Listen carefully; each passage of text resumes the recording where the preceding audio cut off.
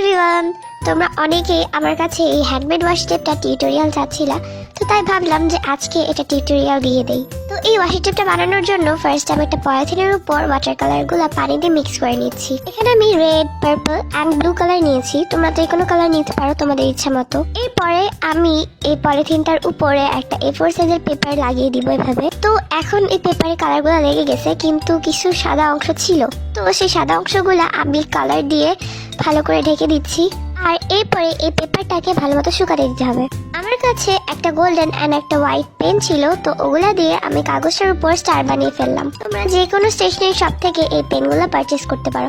তোমরা চাইলে এখানে গ্লিটার পেনও ইউজ করতে পারো। তো এখন এই পেপারটা পুরো ভরা হয়ে গেছে স্টার দিয়ে, আর এরপর আমি এটা ওয়াশি টেপের সাইজে কেটে ফেলবো। আর এরপরে আমি পেপার স্ট্রিপস গুলাকে এক একটার সাথে লাগিয়ে দিব। তোমরা চাইলে এই ওয়াশি টেপগুলোর পিছনে ডাবল সাইডের টেপ ইউজ করতে পারো, কিন্তু আমি ডাবল সাইডের টেপ ইউজ করি নাই, কারণ ডাবল সাইডের টেপ ইউজ করলে অনেক বেশি ডাবল সাইডের টেপ খরচ হয়ে যাবে।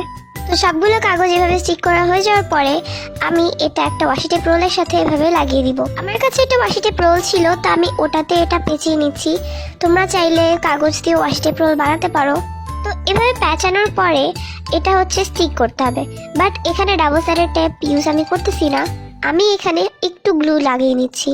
অল্প একটু গ্লু লাগালে কিছু হবে না, আর ইজিলি এটা ছুটেও যাবে। তো যখন তুমি ইউজ করবা তখন এটা গ্লু লাগাই ইউজ করতে হবে। এনিওয়েজ, তোমাদের এই ভিডিওটা কেমন লেগেছে আমাকে কমেন্টে বলো। আর আমার একটু ঠান্ডা লাগছে, যার কারণে আমার ভয়েসটা খুবই আজেগে শোনাচ্ছে। আই হোপ তোমরা আমার কথা বুঝতে পারছো ভিডিওটাতে।